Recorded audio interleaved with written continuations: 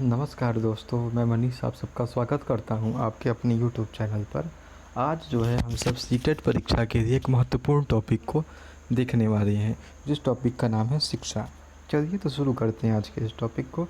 सबसे पहली बात, जो शिक्षा शब्द की उत्पत्ति जो है वो संस्कृत भाषा के शिक्ष धातु से मानी जाती है, जिसका अर्थ क्या होता है? जिसका अर्थ होता है सीखना। ठीक, तो शिक्षा शब्द की उत्पत्ति कहाँ से हुई है? तो शिक्षा शब्द की उत्पत्ति संस्कृत भाषा की शिक्ष धातु से हुई है। अब ध्यान दीजिएगा कि शिक्षा शब्द जो जिस धातु से उत्पन्न हुई है उसका अर्थ होता है सीखना। इसका मतलब क्या हुआ कि शिक्षा का अर्थ होता है कि मानव व्यवहार में परिवर्तन करना। हम जब कोई भी चीज़ सीखते हैं तो जाहिर सी बात है हम उसका प्रयोग कहीं ना कहीं अपने जीवन में अवश्य करेंगे। तो उन्हीं सारी चीज़ों को जो प्रयोग करते हैं, जब अपने व्यवहार में हम परिवर्तन करते हैं, उसी को हम शिक्षा कहते हैं, उसी को हम सीखना कहते हैं। इसके अलावा जो शिक्षा जो है अंग्रेजी के एजुकेशन शब्द का हिंदी रूपांतरण है। ठीक, अंग्रेजी के एक शब्द है जिसका नाम है एजुकेशन, उसी शब्द का हिंदी रूपांतरण है शिक्षा। और एजुकेशन शब्द की उत्पत्ति जो है लैटिन भाषा के एडुकेटम शब्द से हुई है। किस शब्द से? एडुकेटम शब्द से। यहाँ एक थोड़ा डायग्राम है। जो एजुकेशन शब्द लैटिन भाषा है, एक एडुकेटम, एडुकेयर या एडुसेरे, तीनों का अर्थ जो है लगभग एक ही होता है। तो हम यहाँ एडुकेटम के बारे में जान लेते हैं। एडुकेटम जो है दो शब्दों से मिलकर बना हुआ है। एक का है ई, एक का नाम है ड्यूको। ई का अर्थ होता है आंतरिक, मीन्स अंदर से। ड्यूको का मीन्स क्या होता है? बाहर प्रकट करना। इस प्रकार जो एजुकेशन का टोटल अर्थ क्या होता है? आंतरिक शक्तियों को बाहर प्रकट करने की प्रक्रिया ही क्या कहलाती है? आपकी शिक्षा कहलाती है। मानव के अंदर, मनुष्य के अंदर, किसी बालक के अंदर, उसके अंदर जो भी शक्तियाँ पाई जाती हैं, जब हम उसे उस योग्य बना देते हैं कि वह उन शक्तियों को बाहर प्रकट कर सकता है, बस यही क्या है? यही प्रक्रिया ही शिक्षा कहलाती है। इससे ज़्यादा शिक्षा का अर्थ कुछ नहीं होता है। चलिए अब हम देखते हैं कि कुछ अनेक दार्शनिकों ने शिक्षा की क्या क्या परिभाषाएं दी हैं। सबसे पहली बात, जो एक प्रसिद्ध दार्शनिक सुकरात हुआ करते थे, उन्होंने बताया कि मानव मस्तिष्क में निहित अमूर्त विचारों को बाहर प्रकट करने की प्रक्रिया जो है शिक्षा कहलाती है।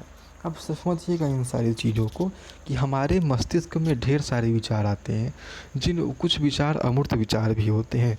तो उन्हीं विचारों को जब हम बाहर प्रकट करते हैं तो वही प्रक्रिया जो है शिक्षा कहलाती है। इस परिभाषा का सीधा सा संबंध जो है दार्शनिक सुकरात के साथ है। उसके बाद हम देखते हैं दार्शनिक पेस्टोलॉजी के अनुसार। पेस्टोलॉजी ने सीधी सी बात कही है कि शिक्षा बालक की जन्मजात शक्तियों का स्वाभाविक, समन्वित एवं प्रगतिशील विकास है। इसका अर्थ क्या होता है कि जो बालक होता है जब वह जन्म लेता है तो उसके अंदर कुछ न कुछ शक्तियाँ प्रारंभ से ही विद्यमान रहती है, जो शक्तियाँ उसे अपने माता पिता, दादा दादी इत्यादि लोगों से प्राप्त होती है। तो उन्हीं जन्मजात शक्तियों का स्वाभाविक, समन्वित एवं प्रगतिशील विकास ही क्या कहलाता है? शिक्षा कहलाता है। यह कथन जो है पेस्टोलॉजी का है।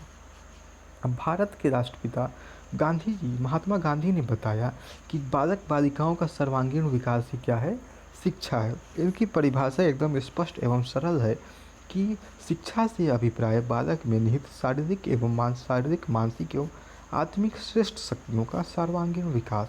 गांधी जी जो हैं बालक बालिका के सर्वांगीण विकास पर ध्यान देते थे, इसीलिए इन्होंने बताया कि शिक्षा जो है बालक बालिकाओं के सर्वांगीण विकास का ही नाम है, उसके अलावा शिक्षा जो है कुछ नहीं है। यह कथन किसका है? तो जी हाँ, यह कथन जो है महात्मा गांधी का है। अब हम देखते हैं कि हमारे रविंद्रनाथ टैगोर जी ने शिक्षा के बारे में क्या बताया था। इनका कहना था कि उच्चतम शिक्षा वह है जो हमारे जीवन में सभी अस्तित्वों के साथ सामंजस्यपूर्ण संबंध बनाती है। यह कथन किसका है? तो जी हाँ, यह कथन जो है रविंद्रनाथ टैगोर का है। उसके बाद यूथ आइकन स्वामी विवेकानंद जी ने शिक्षा के बारे में बताया कि जो मनुष्य में निहित दैवीय पूर्णतः का प्रत्यक्षीकरण ही क्या कहलाता है? वही शिक्षा है। जो मनुष्य के अंदर कुछ ना कुछ दैवीय शक्तियाँ होती हैं, उन्हीं शक्तियों का प्रत्यक्षीकरण ही शिक्षा है। यह कथन किसका है? तो यह कथन जो है स्वामी विवेकानंद जी का है। इसके बाद अरविंदों के अनुसार शिक्षा का कार्य आत्मा को विकसित करने में सहायता देना होता है। तो इन्होंने शिक्षा को आत्मा को विकसित करने के बारे में बताया। अब हम देखते हैं कि शिक्षा की क्या प्रकृति होती है। तो सबसे पहली बात, शिक्षा एक सामाजिक प्रक्रिया है, क्योंकि मनुष्य जो है एक सामाजिक जीव होता है। तो शिक्षा मनुष्य से संबंधित है, तो शिक्षा एक क्या होगी, सामाजिक प्रक्रिया होगी। उसके बाद शिक्षा जो है समय के अनुसार परिवर्तित होती है। शिक्षा के उद्देश्य, शिक्षण विधि, पाठ्यक्रम में भी परिवर्तन होते रहते हैं। इसका सीधा सा उदाहरण आप अपने साथ देख सकते हैं। जब हम सब छोटे हुआ करते थे तो हमें स्कूलों में खूब मारा पीटा जाता था।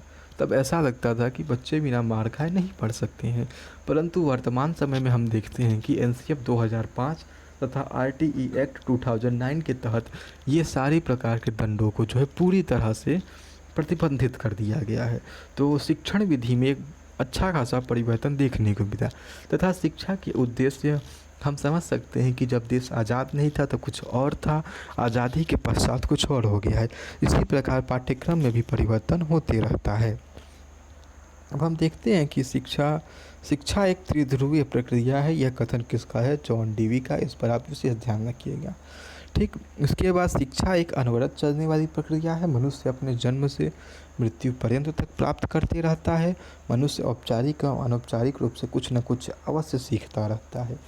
इस कथन का सीधा सा तात्पर्य यह है कि जब बालक जन्म लेता है तब तो वो किसी स्कूल में जाता नहीं है, तो वो जन्म के साथ ही सबसे पहले रोना सीखता है, वह अपने भावों को प्रकट करना सीखता है। तो धीरे धीरे करके वो चीज़ें जो हैं अनौपचारिक रूप से सीखता है। तथा जब बालक विद्यालय जाना प्रारंभ करता है तो औपचारिक रूप से चीज़ों को सीखना प्रारंभ करता है। तथा मृत्यु तक बालक जो है कुछ ना कुछ सीखता ही अवश्य रहता है। उसके बाद शिक्षा क्या है, एक विकास की प्रक्रिया है। और कैसी विकास की प्रक्रिया है, तो शिक्षा जो है एक सर्वांगीण विकास की प्रक्रिया है। तो ठीक है साथियों, तो हम जब अगले वीडियो में शिक्षा मनोविज्ञान के बारे में जानेंगे। तब तक के लिए धन्यवाद।